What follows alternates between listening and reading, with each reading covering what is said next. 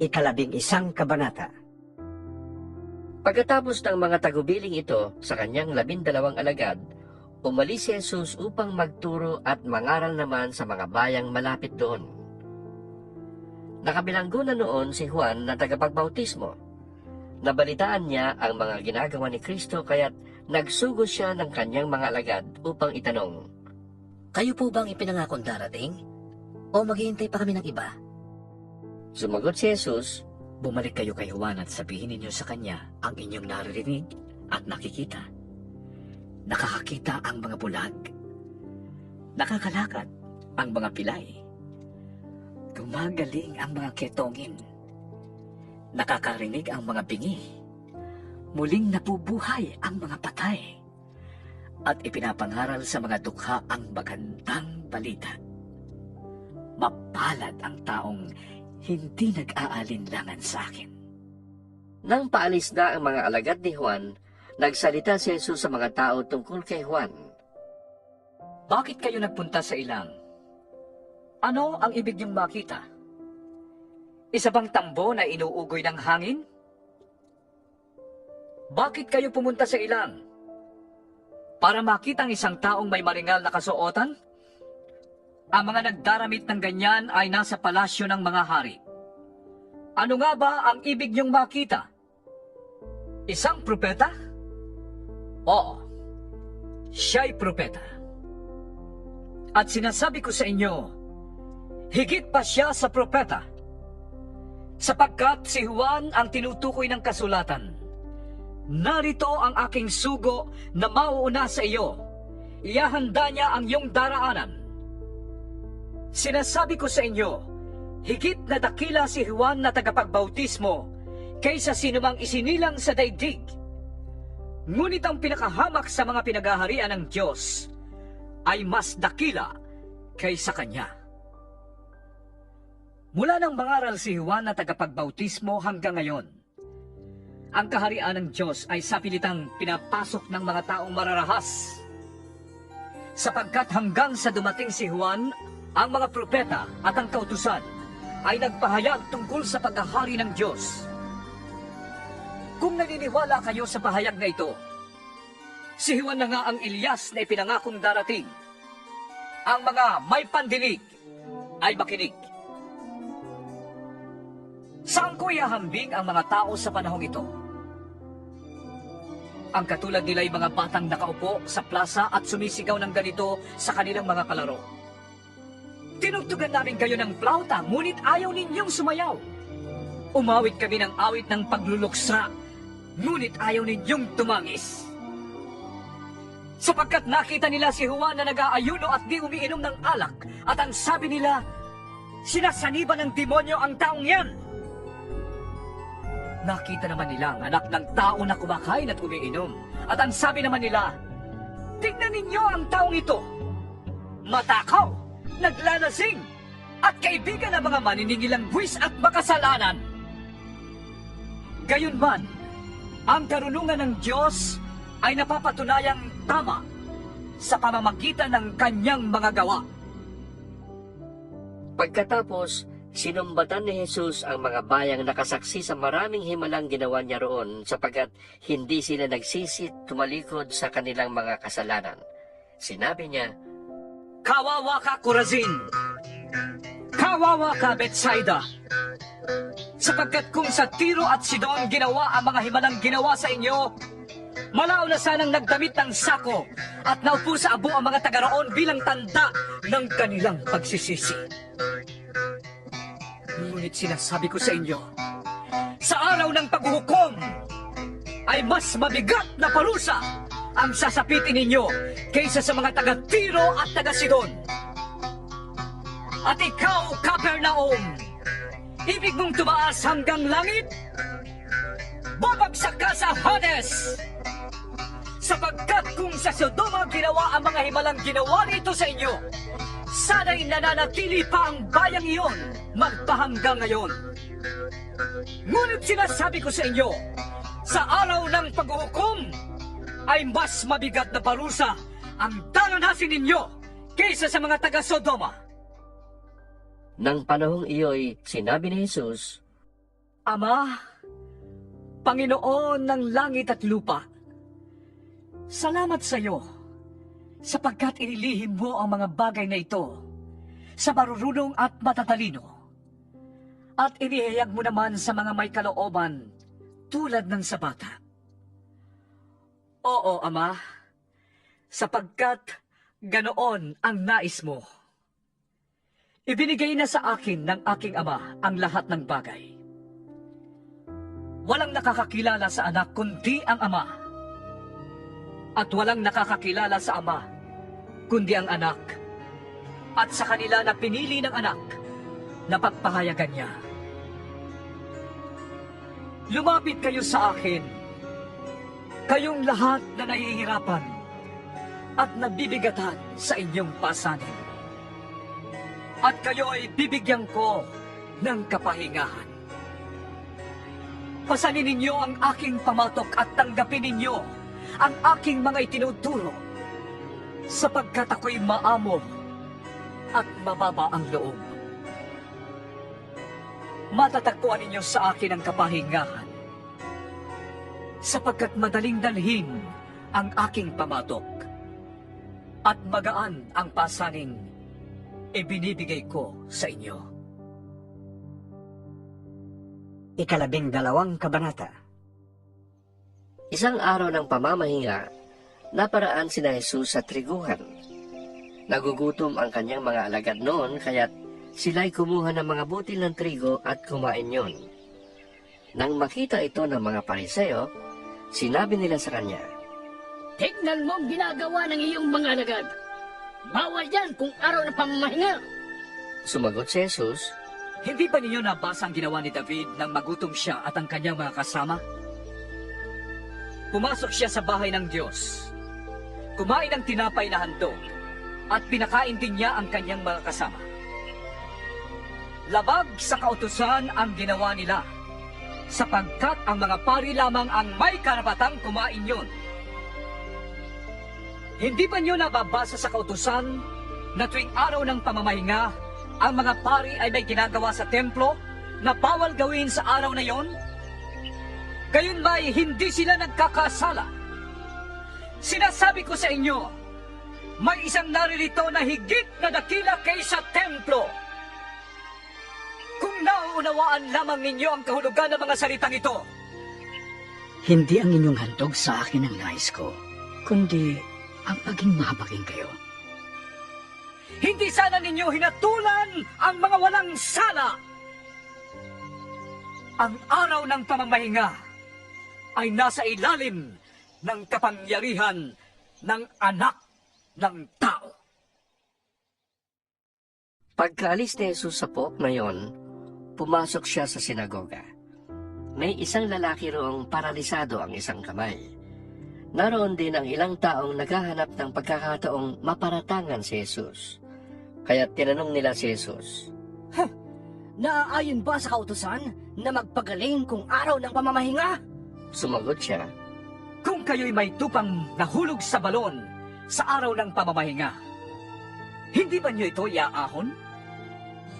Higit na mahalaga ang isang tao kaysa isang tupa.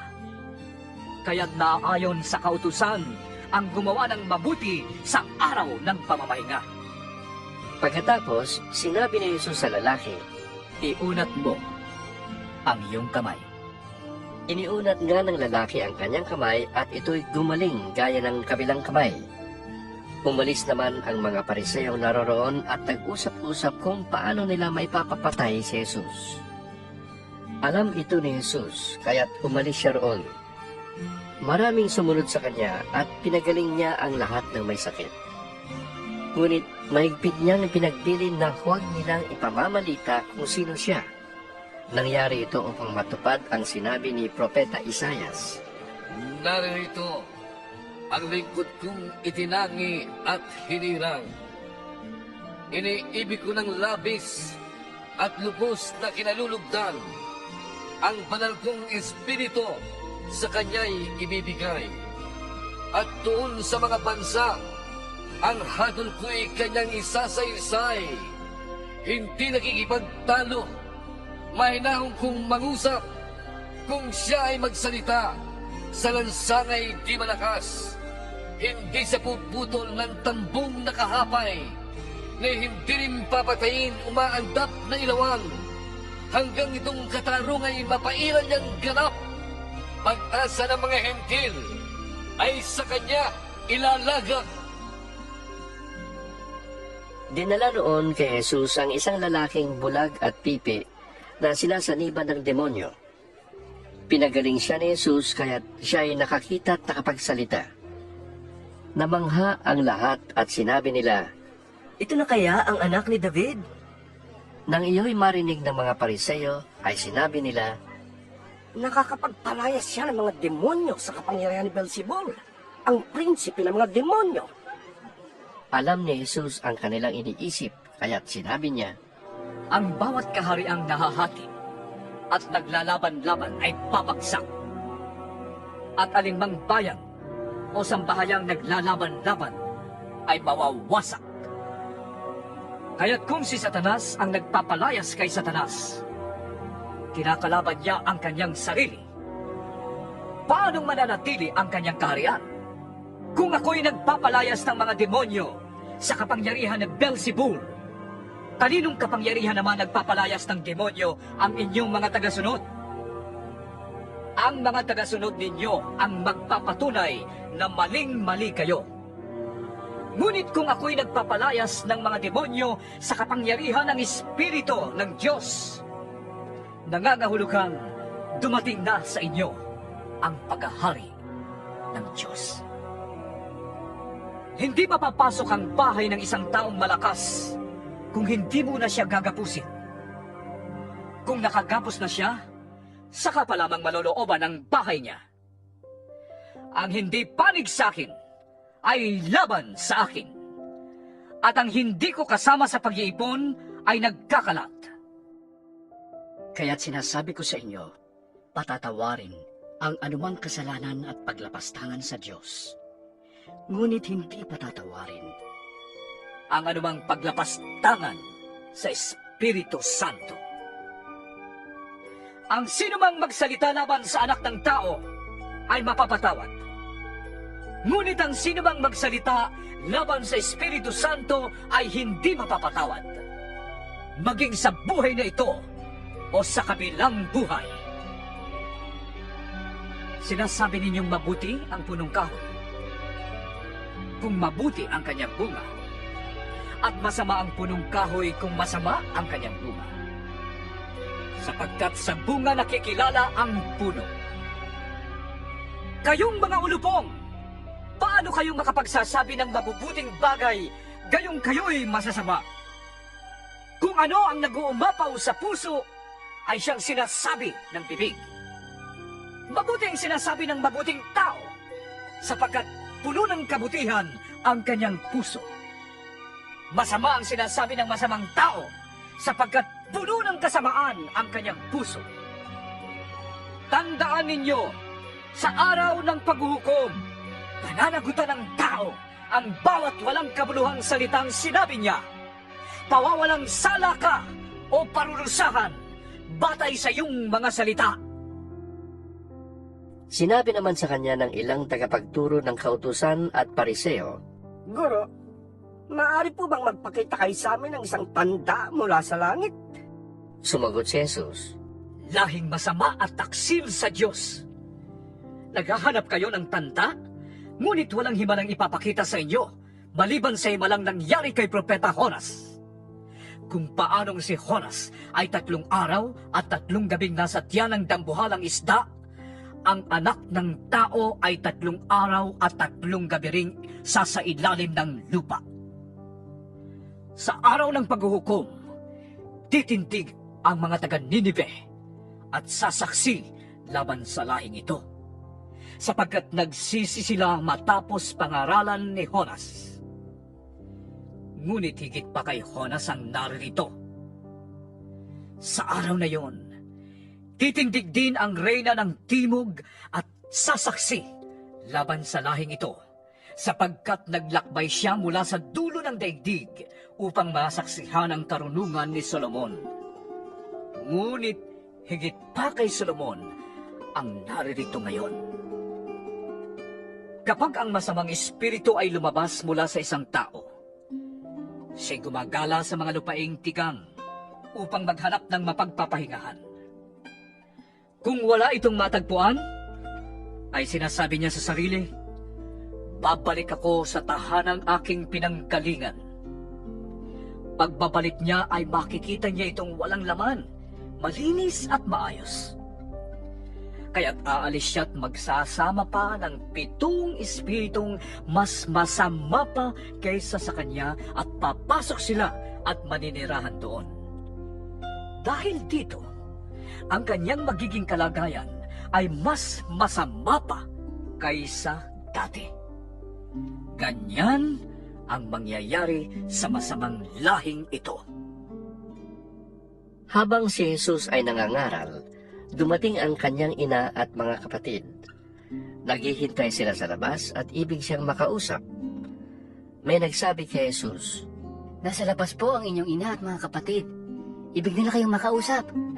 ngunit sinabi niya, Sino ang aking ina? At sino-sino ang aking mga kapatid? itinuro niya ang kanyang mga alagad at sinabi, Ito ang aking ina at mga kapatid. Sapagkat ang sino mang sumusunod sa kalooban ng aking amang nasa langit, yun ang aking mga kapatid at ina. 13 kabanata. Noon ding araw na iyon, si Jesus ay lumabas ng bahay at naupo sa tabi ng lawa. Dahil sa dami ng taong lumalapit sa kanya, sumakay siya sa isang bangka at doon naupo. Tumayo naman sa tabing dagat ang mga tao at sila'y tinuruan niya ng maraming bagay sa pamamagitan ng mga talinhaga. Ganito ang sinabi niya, May isang magsasakang lumabas upang maghasik. Sa kanyang paghasik, ay may binhing nalaglag sa tabi ng daan.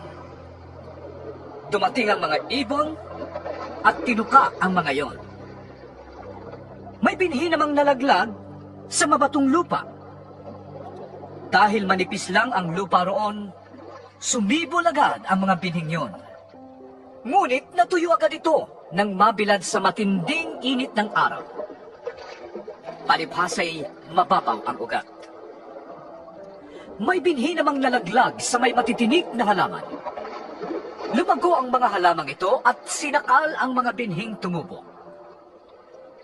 Ngunit ang binhing nahasik sa matabang lupa ay namunga. May tig 100, may tig 60, at may tig 30. Ang may pandinig ay makinig. lumapit ang mga alagad at tinanong si Jesus, Bakit po ninyo dinadaan sa talinhaga ang inyong pagtuturo sa kanila? Sumagot siya, Ipinagkaloob sa inyo na malaman ang mga lihim tungkol sa pagkahari ng Diyos. Ngunit hindi ito ipinagkaloob sa kanila. Sapagkat ang mayroon ay bibigyan ng higit pa sa kailangan niya. Ngunit ang wala, kahit ang kakaunting nasa kanya ay kukunin pa. Nagsasalita ako sa kanila sa pamamagitan ng talinghaga, sapagkat tumitingin sila ngunit hindi nakakakita, at nakikinig, ngunit hindi naman nakakarinig, ni nakakaunawa. Natutupad nga sa kanila ang propesiya ni Isaias na nagsasabi, Makinig man sila ng makinig, hindi sila makakaunawa, at tumingin man sila ng tumingin, hindi sila makakakita. Sapagkat naging mapurol na ang isip ng mga taong ito, mahirap makarinig ang kanilang mga tenga, at ipinikit nila ang kanilang mga mata. Kung hindi gayon, sana'y nakakita ang kanilang mga mata, nakarinig ang kanilang mga tenga, nakaunawa ang kanilang mga isip, at nagbalik loob sila sa akin, at pinagaling ko sila, sabi ng Diyos. Mapalad kayo, sapagkat nakakakita ang inyong mga mata at nakakarinig ang inyong mga tenga. Sinasabi ko sa inyo, maraming propeta at matutuwid na tao ang naghangad na makakita ng inyong nakikita. Ngunit hindi nila ito nakita. At makarinig ng inyong naririnig, ngunit hindi nila ito napakinggan. Pakinggan ninyo ang kahulugan ng talinghaga tungkol sa mga hasik. Kapag ang isang tao ay nakikinig ng turo tungkol sa paghahari ng Diyos, ngunit hindi naman niya yun inuunawa, dumarating ang masama at agad inaalis sa kanyang isip ang turong kanyang napakinggan. Yan ang katulad ng binhing nalaglag sa daan. Ito naman ang katulad ng binhing nalaglag sa mabatong lupa. Siya ang taong nakikinig ng turo at malugod na tumatanggap nito, ngunit hindi naman tumitimo sa kanyang puso ang turo na kanyang napakinggan. Dahil dito, sandali lamang siyang namumuhay ayon sa turo. Pagdating ng mga kapighatian at pagsubok dahil sa salita, agad siyang tumitiwalag sa pananampalataya. Ang binhi namang nahulog sa may matitinik na halaman ay naglalarawan sa mga taong nakikinig ng turo, ngunit dahil sa pagkabalisa sa mga bagay na makalupa at pagkahumaling sa kayamanan, ang turo ay nawala ng puwang sa kanilang puso at hindi makapabunga. Ang katulad naman ng binhing napahasik sa matabang lupa ay yaong nakikinig at umuunawang mabuti sa turo ng Diyos. Kaya't siya'y namunga ng sagana, may tig sa 100, may tig 60, at may tig 30. Nagsalaysay uli si Jesus ng isa pang talinghaga sa kanila. Sinabi niya, Ang paghahari ng Diyos ay katulad nito. May isang taong naghasik ng mabuting binhi sa kanyang bukid. Isang gabi, habang natutulog ang mga tao, dumating ang kanyang kaaway. Naghasik ng masasamang damo sa triguhan at saka umalis. Nang tumubo ang trigo at magbunga, lumitaw rin ang masasamang damo. Kaya't pumunta ang mga utusan sa may-ari ng bukid at nagtanong, "Hindi po ba mabuting binhi lamang ang inihasik ninyo sa inyong bukid? Bakit po may damo ngayon?" Sumagot siya, "Isang kaaway ang may kagagawa nito." Tinanong siya ng mga utusan, "Bubunutin po ba namin ang mga damo?"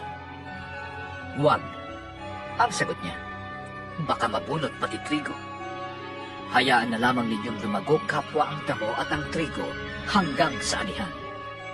Pag-aani sasabihin ko sa mga tagapag-ani, tipunin muna ninyo ang mga damo at inyong pagbigkis-bigkisin at sunugin. Pagkatapos, tipunin naman ninyo ang trigo sa aking kamalig." Ito pa ang isang talinghagang isinalaysay ni Jesus sa kanila. Ang paghahari ng Diyos ay katulad ng isang buto ng mustasa na itinanim ng isang tao sa kanyang bukid.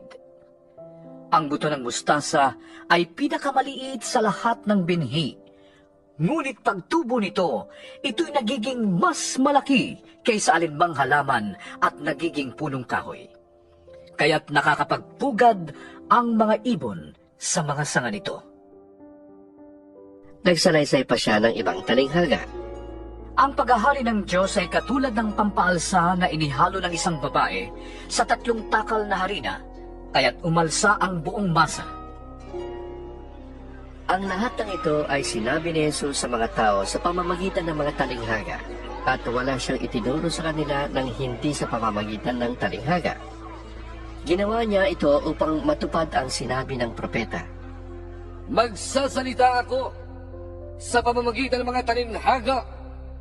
Iahayag ko ang mga bagay na nanilihim mula pa ng likhain ng daigdig. Pagkatapos, iniwan ni Jesus ang mga tao at pumasok siya sa bahay. Lumapit ang kanyang mga alagad at sinabi sa kanya, Ipaliwanag nga po ninyo sa amin ang talinghaga tungkol sa masasamang damong tumubo sa bukid. Sumagot si Jesus, Ang naghahasik ng mabuting binhi ay ang anak ng tao. Ang bukid ay ang daigdig. Ang mabuting binhi ay ang mga taong pinaghaharian ng Diyos. At ang masasamang damo naman ay ang mga pinaghaharian ng masama. Ang kaaway na naghasik ng damo ay walang iba kundi ang dyablo.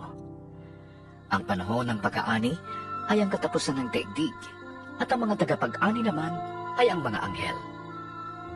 Kung paanong ang mga damo ay tinitipon at sinusunog, ganon din ang mangyayari sa katapusan ng daigdig. Isusugo ng anak ng tao ang kanyang mga anghel, at titipunin nila mula sa kanyang kaharian ang lahat ng nagiging sanhi ng pagkakasala, at ang lahat ng gumagawa ng masama. Iahagis nila ang mga ito sa lumalagablab na pugon, at doon ay mananangis sila at magngangalit ang kanilang mga ngipin. Ngunit ang mga matuwid naman ay magliliwanag na parang araw sa kaharian ng kanilang Ama.